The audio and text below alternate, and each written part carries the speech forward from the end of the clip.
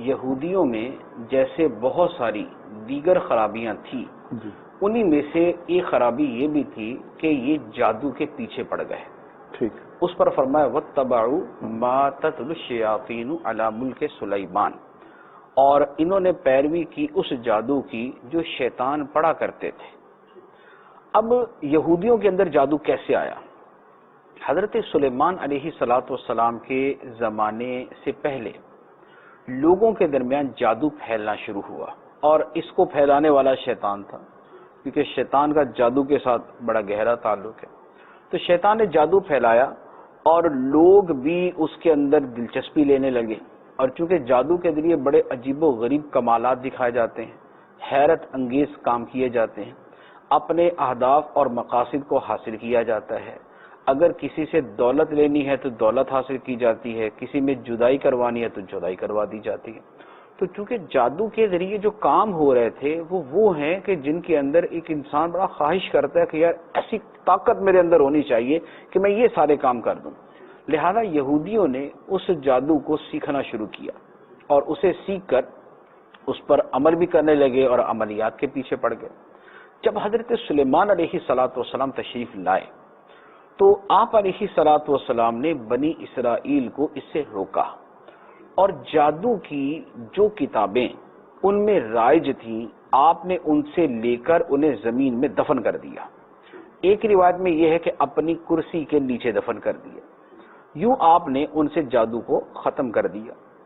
جب حضرت سلیمان علیہ السلام کا وصال ہوا تو اب جو شریر تھے شیطان نے ان کے ذریعے یہ بات پھیلائی کہ بھائی سلیمان علیہ السلام کی جو اتنی بڑی سلطنت تھی اور جو عجیب و غریب آپ کی حکومت تھی اس کے پیچھے تو جادو ہی تھا.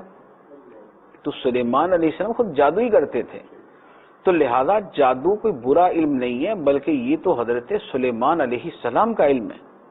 اب یہ کہہ کر انہوں نے وہ کتابیں دوبارہ نکالی، وہ کھود نکالی جہاں بھی تھیں، اور اب دوبارہ اس کے اوپر عمل کرنا شروع ہو گئے اور اس کے پیروی کرنے لگ گئے، اور نسبت اس کی کہ یہ حضرت سلیمان علیہ السلام کے عملیات ہیں جو وہ جادو کرتے تھے، اور جس جادو کے زور پر انہوں نے یہ ساری اپنی سلطنت قائم کی ہوئی تھی. اور اب اس کے اوپر کچھ لوگ تو اس وجہ سے حضرت سلیمان علیہ السلام کو معاذ اللہ ملامت کرتے تھے کہ یہ وہ جادوگر تھے، اور جادوگر کہہ کر ان کو معاذ اللہ نبی ہونے سے خارج کر دیا، اور ان کے اوپر جو بھی تہمت یعنی جادوگر کہہ دیا تو یہ بذات خود اتنی بڑی تہمت ہے اللہ کے نبی کے اوپر. اور کچھ وہ تھے کہ جو سلیمان علیہ السلام کا علم سمجھ کے اس کے پیچھے پڑے ہوئے تھے. تو اللہ کے نبیوں کی جو دیگر کتابیں تھیں، جیسے خود حضرت سلیمان علیہ السلام کی کتاب تو زبور تھی، کیونکہ آپ کے والد حضرت داؤد علیہ السلام پر زبور نازل ہوئی، تو زبور تو ایز اٹ از موجود تھی جو حضرت سلیمان علیہ السلام کے پاس تھی. ان یہودیوں نے اس کتاب کو تو چھوڑا جو اللہ کی کتاب تھی، اور وہ جو جادو والی کتاب تھی اس کے پیچھے پڑ گئے، کیونکہ جو زبور شریف تھی وہ اللہ کی حمد و ثنا پر مشتمل تھی. تو اس میں تو بندگی اور عجز کا اظہار تھا، اور اس کے اندر کرتب لکھے ہوئے تھے، اس کے اندر رنگ برنگی چیزیں لکھی ہوئی تھی، عجیب و غریب عملیات اور عجیب و غریب تاثیرات اس کے اندر بیان تھی. تو لہذا انہوں نے کتاب اللہ کو چھوڑا اور جادو کی کتابوں کے پیچھے پڑ گئے اور اس کے اوپر یہ عامل ہو گئے. تو اس کے اوپر اللہ تعالیٰ نے فرمایا وَاتَّبَعُوا مَا تَتْلُو الشَّيَاطِينُ عَلَى مُلْكِ سُلَيْمَانَ، اور انہوں نے پیروی کی اس جادو کی جو شیاطین حضرت سلیمان علیہ السلام کے زمانہ حکومت میں پڑھتے تھے.